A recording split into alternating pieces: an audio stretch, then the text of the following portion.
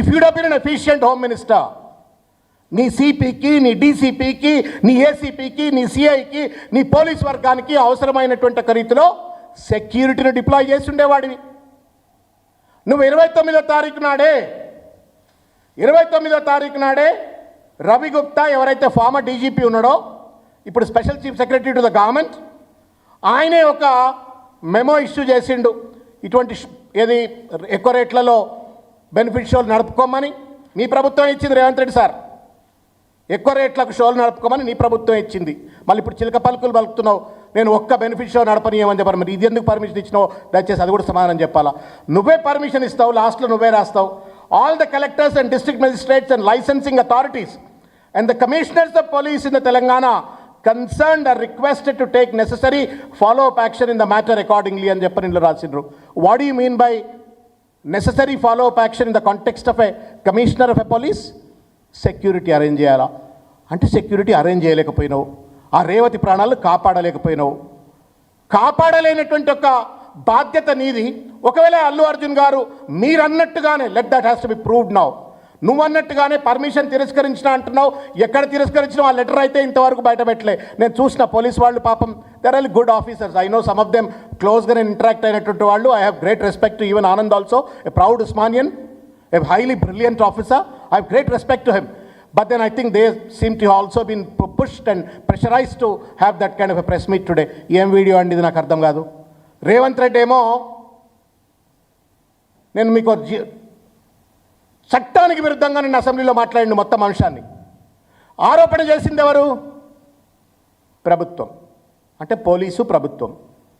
నిన్న రేవంత్ రెడ్డి ఆ కేసు ఎక్కడుంది? హైకోర్టులో ఉంది. నిన్న రేవంత్ రెడ్డి అసెంబ్లీ సాక్షిగా ఆరోపణ చేసినటువంటి ఒక పెద్ద మనిషి ఆ ప్రభుత్వమే. ప్రభుత్వ ప్రతినిధిగా రేవంత్ రెడ్డి న్యాయవాది అయిపోయి అల్లు అరవింద్ నేరస్తుడు, అల్లు అరవింద్ గురిగిందా, లేకపోతే ఇంకేదో ఆయన కాళ్ళు ఇరిగినా చేరిగినా ఆయన పరామర్శలు ఎందుకు చేసిండ్రు, ఎకసెక్కాలు ఆడుకుంటా, రకరకాల రీతుల్లో మాట్లాడుకుంటా, వ్యక్తిగతంగా టార్గెట్ చేసుకుంటా అతను నిందితుడు అని చెప్పని నిర్ధారణకు వచ్చిండు. ఈ హక్కు ఎవరు ఇచ్చిండ్రు? రేవంత్ రెడ్డి గారు మీకు చెప్పండి. నువ్వేమైనా ప్రత్యేక రాజ్యాంగం నీకేమైనా వర్తిస్తుందా? Are you not bound by the Indian constitution? You tell me.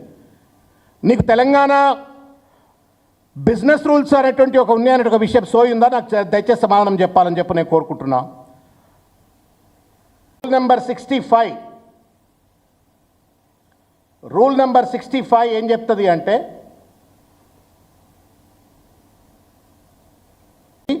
Following restrictions namely, ఇది 65వ రూల్. ఇది ఫాలోయింగ్ రిస్ట్రిక్షన్స్ నేమ్లీ, ఇది 65వ రూల్. ఇది ఏ పేజీలో ఉంది? ఇది 26వ పేజీలో ఉంది ఆ పుస్తకంలో. రేవంత్ రెడ్డి గారు పుస్తకం తెప్పించుకొని చూడాలని చెప్పి కోరుతున్నాం మిమ్మల్ని.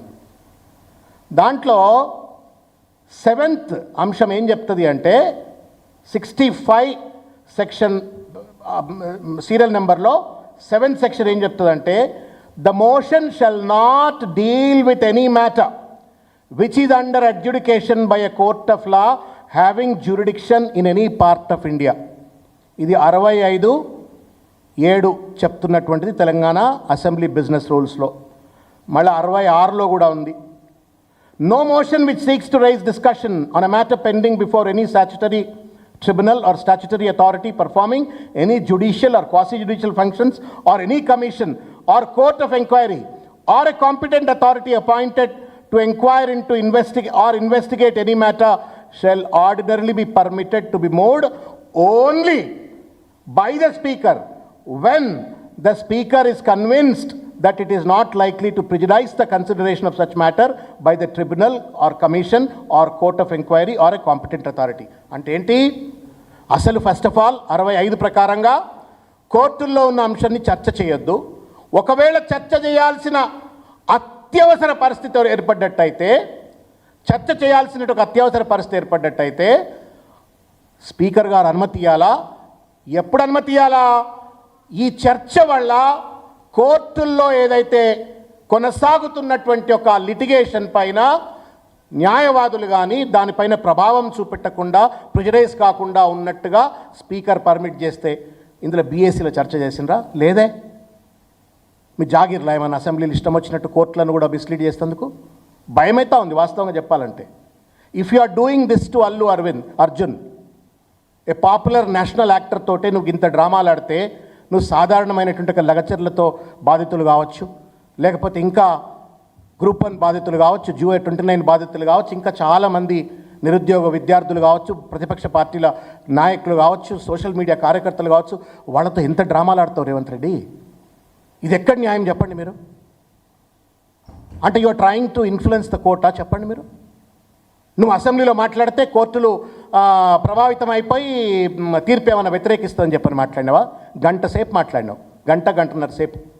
మీరు చెప్పరు cost of the 1.5 hour of assembly time ఎంతైతే సార్? మీరు పెద్దలు ఎన్నోసార్లు అసెంబ్లీలో ఉన్నారు. ఏం తక్కువ లేదన్నా 1 కోటి రూపాయలు కావాలి, 50 లక్షల నుంచి 1 కోటి రూపాయలు కావాలా?